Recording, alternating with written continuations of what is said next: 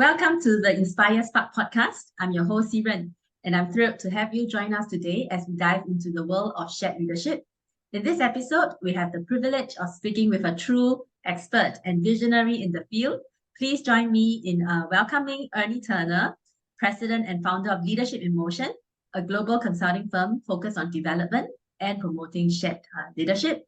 Ernie has dedicated his career to helping teams and organizations embrace the power of shared leadership, leading to greater engagement, better results, and more fulfilling work experience.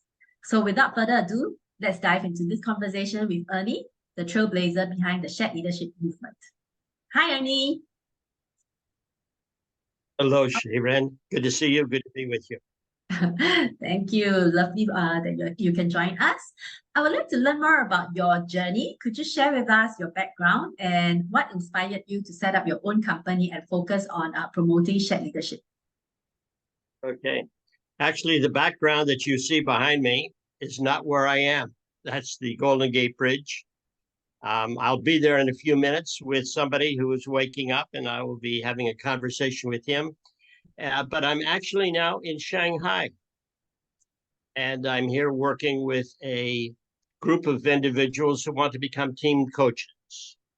And actually, my background in terms of into the world of shared leadership and team coaching began very near where you are in Singapore.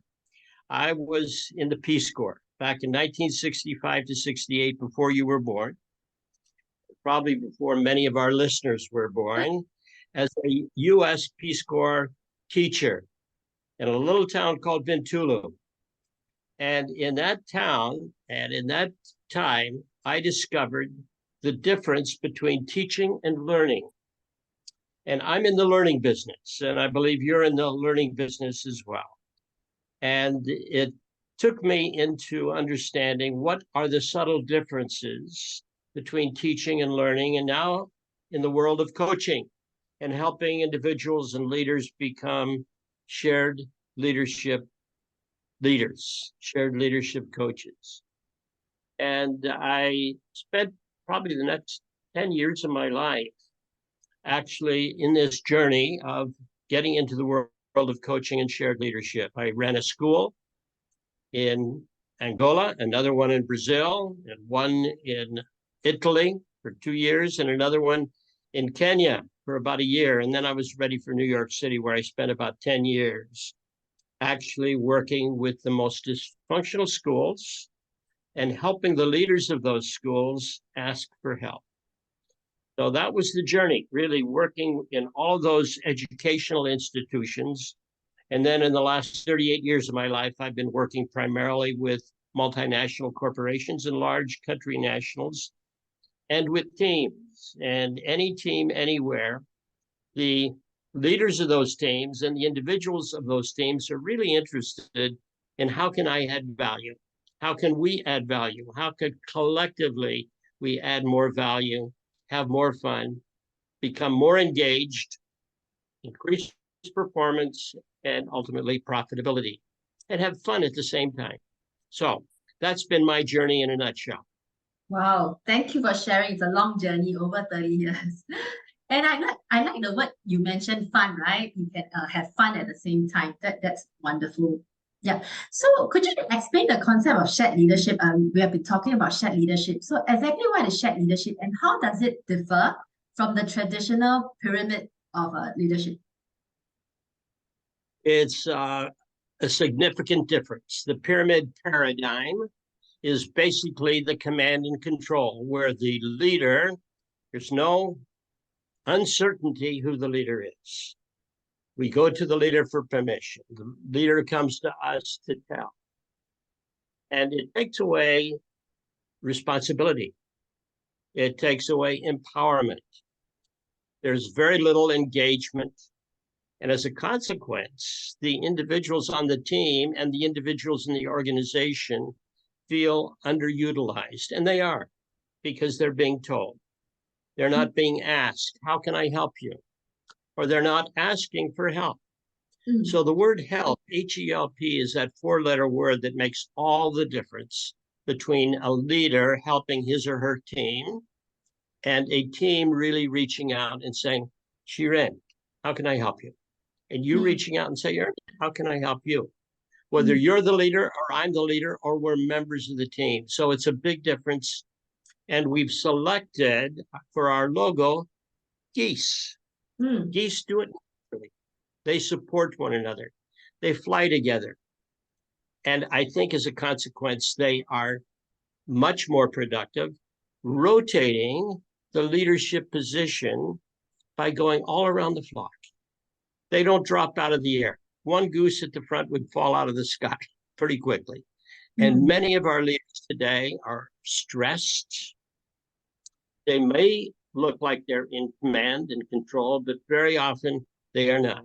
They're feeling the stress of the job of trying to do everything. And it is tiring work, and it's not fun. It's not fun for the leader. It's not fun for the team. So we discovered this a number of years ago. In fact, it was in January 2011 that we consciously put the two words together, shared leadership, in helping a leader, a woman in Hong Kong, who said, I need help. And that was the magic word. And she got it. And she and her team did an amazing job of turning around the business. She got a promotion, started to turn around that other team in Taiwan, and was leading two teams. And she could do it because her team in Taiwan and her team in Hong Kong were able to work together without her necessarily being there.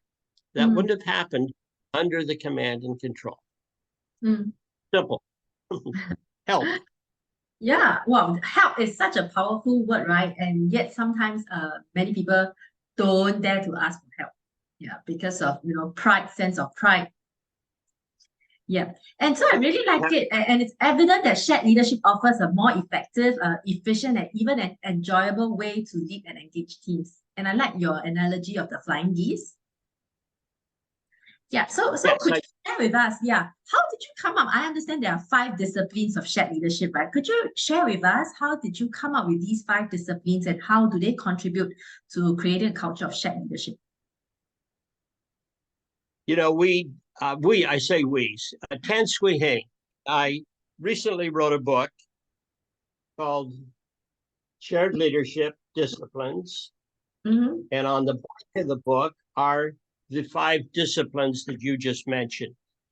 And we didn't come up with them just like that.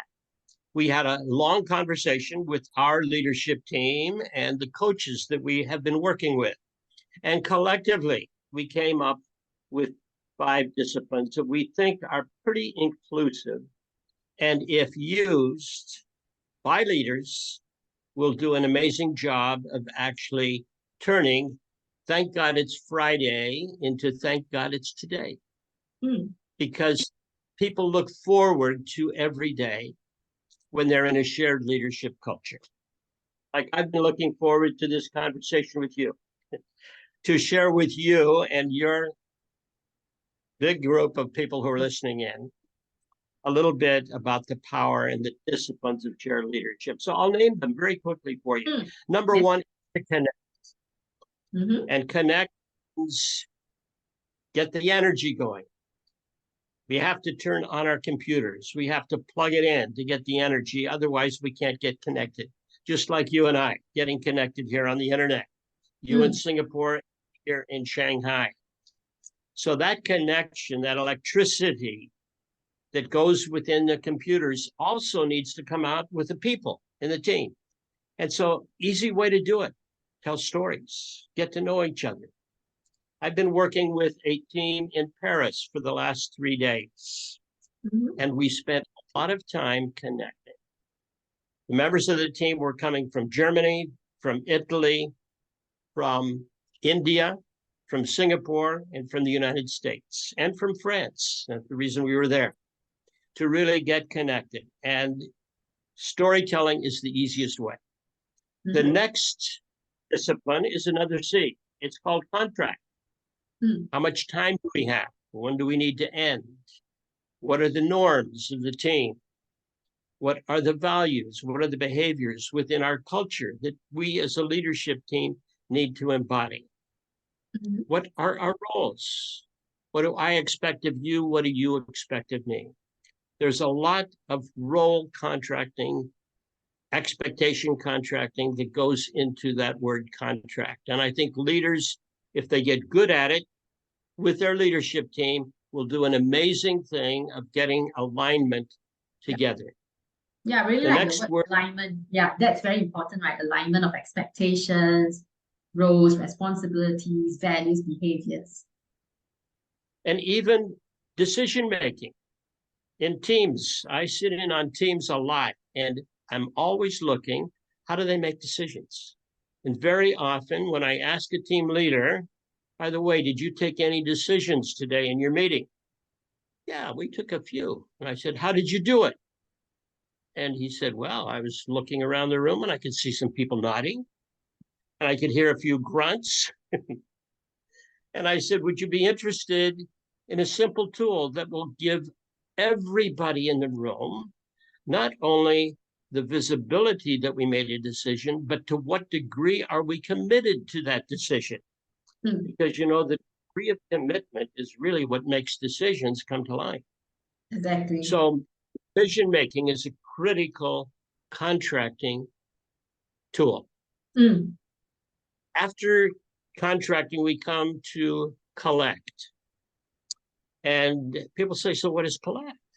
Collect is gathering ideas, thoughts, feelings, perceptions, assumptions. We hire people not because they fit in a chair, but because they come with good ideas. They come with feelings, they come with hands. How do we collect that energy? How do we collect the thinking? Very often in a meeting, when I'm observing, it's the extroverts that take over. Yep. There's very seldom any collecting of introverts' thoughts or feelings. As a consequence, extroverts think, introverts have nothing to say, nothing to communicate. In fact, I was working with the leader of an international food company, and he was in charge of the global division in terms of working abroad. And he said, Ernie, I need some help. I've got 2 people on the team I don't know why I hired them. I'm thinking of firing them, and I need an intervention from you with my team. Should I fire them before the meeting or after the meeting? And I said, why don't you fire them after the meeting? He said, okay. Are you sure? I said, yeah, I'm sure. So at the end of the meeting, he turned to everybody and he said, I asked Ernie before the meeting whether I should fire 2 of you or not. If anyone was to have been fired, it should have been me, he said himself. I talk too much. I discovered in this meeting that there's a wonderful collection tool called Stop, Reflect, Write, Report. We've heard from everybody on the team. Everybody here is bright. We just need to slow down, pause, so the introverts have a chance to think. They need quiet for thinking. And by writing down, it helps both introverts and extroverts edit. Yes. So reflection is a critical part of a meeting, slowing down to ensure that everybody has a chance to think, collect ideas, and we get more ideas, we get better ideas from both introverts and extroverts. So collection to me is a real equalizing activity. Help everybody on the team feel committed. The 4th discipline is that of collaboration. How do you really work together? How do you help people reach out, come from a question, maybe an idea, and then focus question, and then go through a process to really work together, collaborate, and come up with recommendations, come up with decisions, and get the rest of the team engaged. That doesn't have to happen with the whole team. It can happen with small groups collaborating, working together. Sometimes teams feel all of us have to be in on all of the work. Not true. You can have meetings where you have subgroups working very well together, going through a process, coming back, reporting, and getting buy-in very quickly. Yeah. The last C, the last discipline is that of challenge. How do you constantly challenge the status quo? So we're constantly learning, and that can happen in many very easy ways. Yep. Long answer to your question. What are the 5? Thank you, Ernie, for your detailed explanation. Yeah, and we have tools for each of these 5 disciplines to address these 5 disciplines. Thank you for sharing, Ernie. What do you think, could you share with us, what are some tangible benefits that organizations can expect to see when they embrace and implement shared leadership in their organization? We are working right now with a hospital in the Philippines. And that hospital is part of a network of 20 hospitals. This hospital was supposedly the best hospital in the Philippines, and it was going through a change. They got a new leader. The new leader asked for help. I had been working with him in a former role that he had as the managing director of a pharma company. And he said, look, I've got a new role, a new industry. It's a related industry to pharmaceuticals, but it's different. Not in the hospital business before. I need some help. So we began working with him and his leadership team, and then his team's team.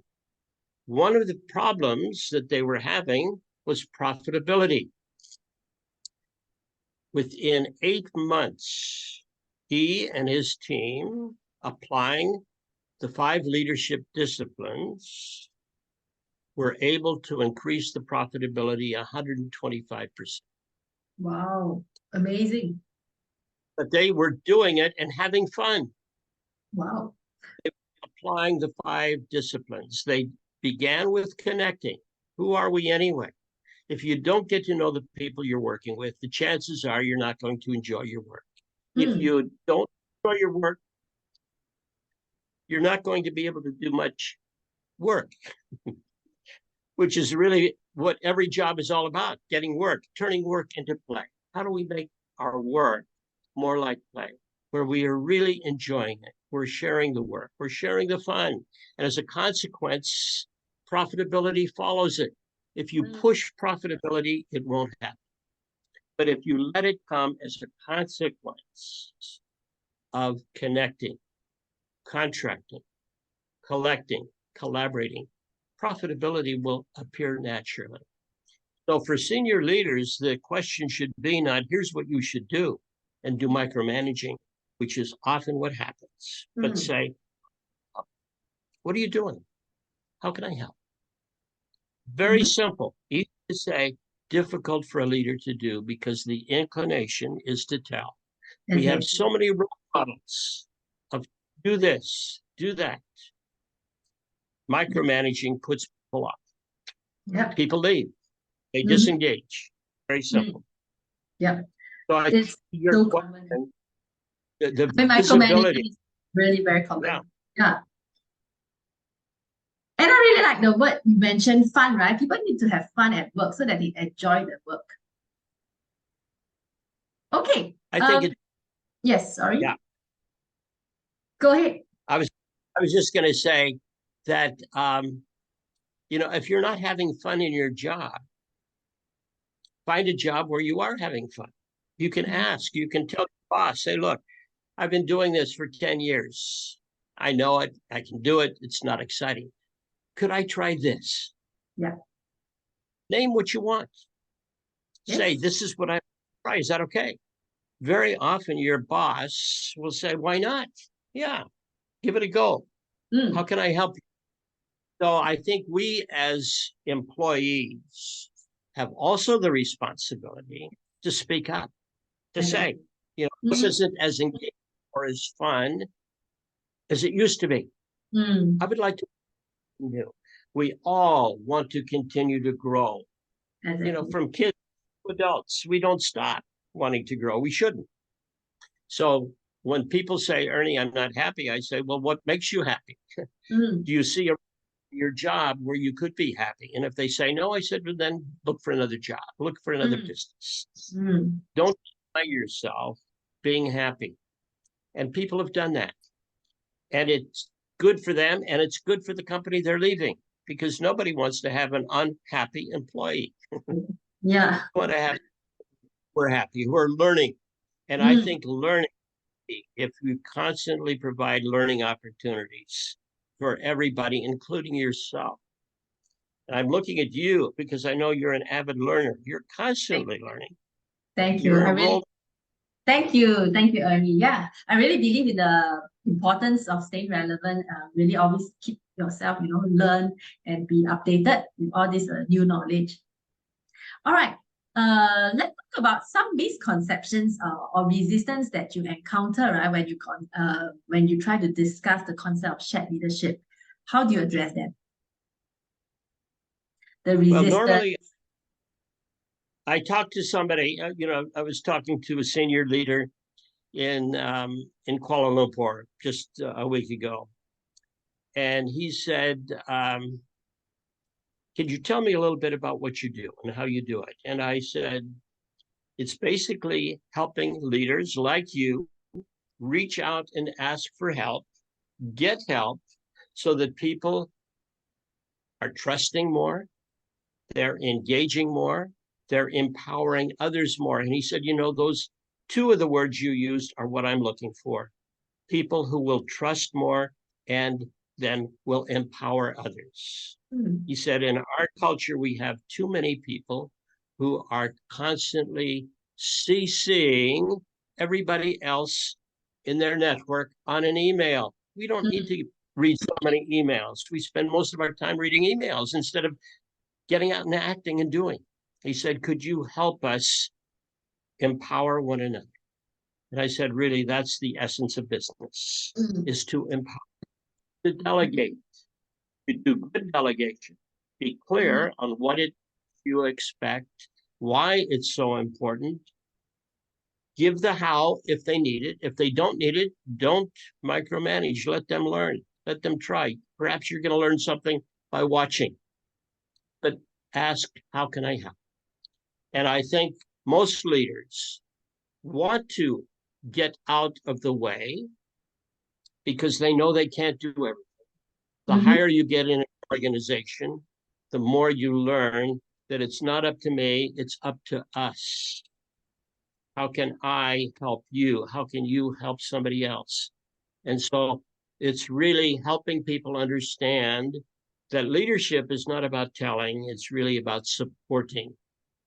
Yeah. And a number of years ago, there was a leader in SAS. His name was Jan Carlson. And he said, I think we as leaders should invert the triangle. And so we are not at the top, but we're really we're supporting the people above us so that those at the front line, the base of the pyramid, we're supporting them to do the real work.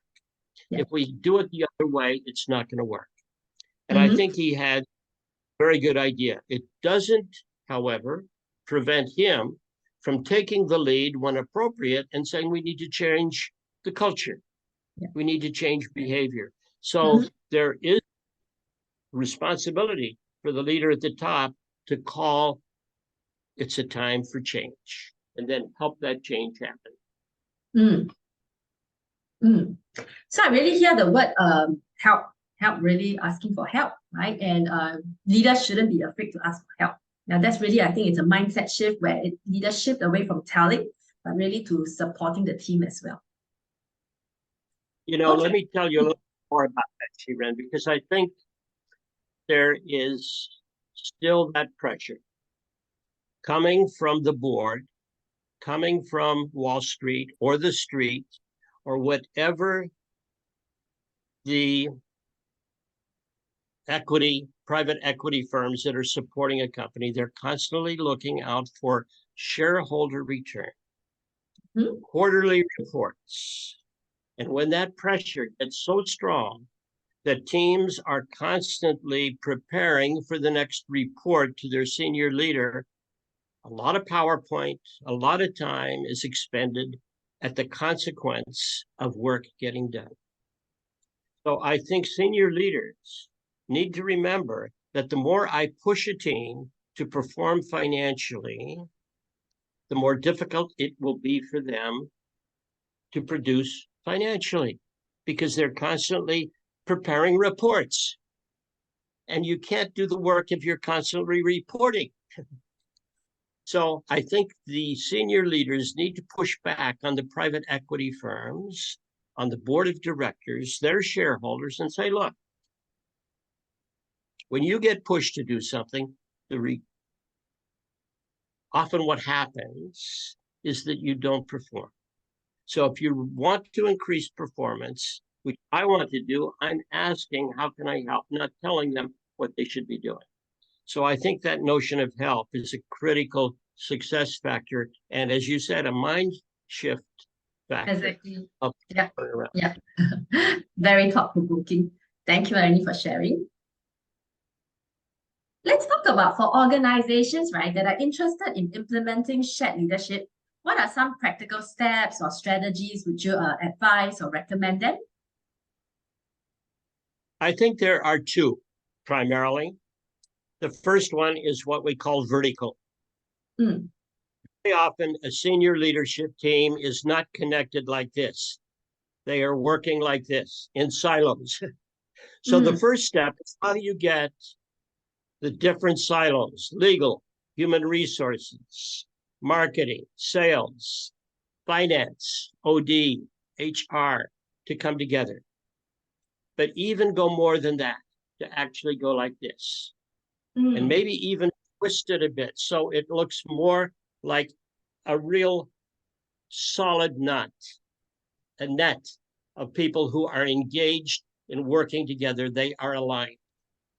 That's the first image that I think we need to convey. How do we help people who are working in silos come together, connect, and really get aligned on why are we doing what we're doing? What is it that we're doing? And how are we doing it? So that they can go from vertical to then horizontal. And horizontal means working across the organization, working with the next round of leaders, the senior managers, country managers, directors, and helping them, the neck of the organization, get engaged to do the work. If you don't get those senior leaders across the organization, whether it's in a country or whether it's in a region or whether it's globally, aligned with the senior leadership team in terms of the business, in terms of the organization, the culture, if they are not aligned as well, you're never going to really change the organization. You'll never shift the culture. And most senior leaders are asking, how can we, as a senior leadership team, change the way our company works? They have to begin here. Fish swim from the head first. So if you get the leadership team going like this, then you can reach out and create a very wonderful earning while learning proposition for the rest of the company, where they are working in small groups they become teams, working on organizational challenges where there can be measurable earnings or savings. Yeah. So that they are working on real business challenges inside the company, not Harvard Business Review cases, but real challenges where they can learn about themselves, other parts of the company through the members of their team. They're learning about consulting by working with their internal client and his or her team. They're learning about project management. They're learning about shared leadership. They're learning about teamwork. And they're learning about the company. And these two can happen simultaneously, actually increasing profitability or increasing earnings and also learning about themselves. So it's a talent development and a business transformation process tied up in one. Wow. And it's a very powerful way as a senior leader of what do I have to do to change my business? First, get that alignment internally, and then get it across the business. Wow, very powerful. The two-step strategy that you have outlined, I really love it. Focusing on the vertical transformation of the senior leadership team, as well as then the horizontal implementation of shared leadership throughout the organization culture. Great. All right. And I just now you showed us your new book, Ernie. So congratulations on your new book, Shared Leadership Disciplines: A New Way to Lead and Coach Teams. The co-authored with Swee Heng. Could you give us an overview of this book and what are some key takeaways or actionable insights that readers can expect to gain from this book? The book is divided into several sections, and it's basically answering the questions, what is it? What is shared leadership? And I've given you just a snippet of that, which happens in part two. Part one is all about why. Why is it important anyway? Mm-hmm. And shared leadership actually got started with a woman over 100 years ago who was talking about shared leadership, a woman named Mary Follett. And we did a little research on, has shared leadership been used before? And periodically it has. But we thought it deserved a little more work to really explain what is it, why is it important, how does it work, and then what are some opportunities to apply and make it come to life. And so we have in this book talked about the what, the why, the how what, the how and the what, so that individuals can walk away after reading it with a pretty clear understanding of what can I do, what could I do, and what will I do to help my company really turn around and develop a shared leadership culture that goes from thank God it's Friday to thank God it's today. I really love it when you say, the change in thinking that thank God it's Friday, where people only look forward to Friday because of the weekend is coming, right? To thank God it's today. Every day can be fun and enjoyable. It can be. Yeah. Yes. And that can actually happen. They can do it. We can see it happen. We've seen it happen. Definitely. And that's why I think the business that I'm in right now, shared leadership business, doesn't feel like work. It's really feels a lot like play. Exactly, and that's what keeps you going after so many years, Ernie. It's amazing.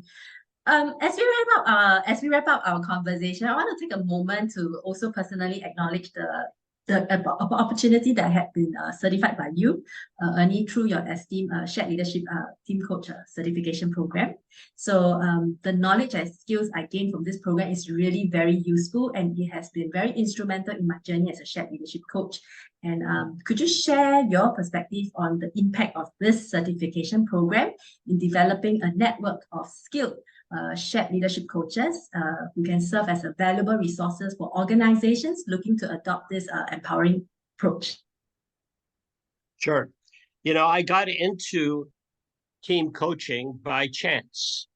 I was asked by Coca-Cola many years ago, Ernie, could you come in and run a leadership development program, our first, after the head of leadership development had attended a workshop that I was running in Columbia University. And he said, unfortunately, we've spent close to $1 million with the company to design a leadership development program. And now that I've attended this workshop, I think we invested our money the wrong way. Could you look at the design? And I looked at it and I said, Dick, this is not something we do. A lot of companies are doing it, but we don't do it. We take that approach, as you just heard, the vertical approach like this, and then we take the horizontal approach, working on leadership development programs. Consequence, he said, I can afford you, but I can't afford your team of coaches who can come in and work with these small project teams. And I said, Dick, here's an idea. What about if I developed you and your team? And he said, let's do it. So the HR team, the learning and development team in Coca-Cola back in, I think it was 1996, went through a development process. It was 10 years later in India, I got a very similar request from SKF, one of the oldest companies that's been working internationally. And the woman in charge said, Ernie, we need help, but There's been a financial crisis. We can't afford the #1 university in India. If we could, we wouldn't, because the participants only get a lot of paper. They get a lot of good ideas, but they don't implement them. We want ideas that get implemented. So we can't afford you, and we can't afford your team right now. Help. And I went back in my mind and I said, what I did in Coca-Cola, I can do here. And so we offered to develop the HR team to become coaches. They then started working on a leadership development program. And then it clicked. There was another business idea helping internal organizations, HROD, learning and development. And after that, we did that for a number of years. We opened it up for a program that you went through, which was an open program for people in companies or consultants who wanted to become team coaches, or people who already were coaches one-on-one that wanted to become team coaches. And so that's what we've been doing for the last actually 20 years, is running team coach certification programs where individuals like you and many others get a chance to get that competence on what does it mean to work with a team, get the confidence and the courage to actually apply those concepts and tools, and then turn any team, anywhere, any business into a higher performing team. It's very exciting. And that's what leads then to organizational transformation. Having a coach like you who's got that understanding of how a team works, to work with senior leadership teams, middle management teams, even startup companies that need teamwork, like the company I was working with last week. A brand new team hadn't come together face to face. So the same skills apply around the world. I've been able to work in 70 countries with different teams, different people. And it's amazing what can happen when people really start coming together. Exactly. Wow. Thank you, Ernie. And I'm honored to be part of the network of skilled shared leadership coaches who can serve as a valuable resource for organizations seeking to implement a shared leadership in their organization. All right. Ernie, I'm really always very amazed by how much energy you have, looking at the things that you do. You travel so much, you have so many meetings. I know you work almost like round the clock. So could you share with us any final message or piece of advice you'd like to share with our listeners? How do you find so much energy to do what you're doing? Well, I think I've been very fortunate. I have good genes. Both parents lived up to into their 90s. And my mom is a real inspiration to me, and she died a number of years ago, but she was very curious. And I think to the listeners out there, if you are curious, if you consider yourself a lifelong learner and are looking for something new to do, the world of team coaching is extremely exciting. It's like whitewater rafting. Every team has a lot of similarities, but every team is different. The people on the team are different personalities. And there's a lot of things to pay attention to. You need to pay attention, obviously, to the outcomes. What are the results that your client team is expecting? And that's where good contracting really happens, in terms of asking the team leader, what do you want by the end of the work? What does your team want? How do you know what your team wants? And then getting a good design. So designing learning interventions, not training, not teaching, not facilitation only. There's a lot of facilitation that needs to take place, but being able to change gears. Yeah. So looking at the dynamics, making sure it's organic, making sure it's dynamic, bringing into place learning principles. And we have 10 learning principles that are at the intel inside what we do and how we do what we do. And so relevance is one of those. Reflection is another one. I don't have time to tell you all the 10 principles, but that's the essence of the learning that goes into every session. So designing, learning interventions, paying attention to the dynamics of the team, looking for the results, living in the moment, knowing what's going to happen now, what's going to happen next, being present all at the same time makes this a very challenging but very exciting role. And you know it. You're doing it firsthand yourself. That's And right. so I think. All right, thank you, Ernie. Thank you for sharing with us your amazing shared leadership journey. Really very inspiring. And for the listeners, I hope you found the session very useful as well. So let's stay curious, continue to learn, and together let's embark on a journey of shared leadership where teams can thrive, individuals flourish, and organizations achieve remarkable success. Thank you, everyone, for joining us. Bye-bye. Bye-bye. Thank you. Thank you.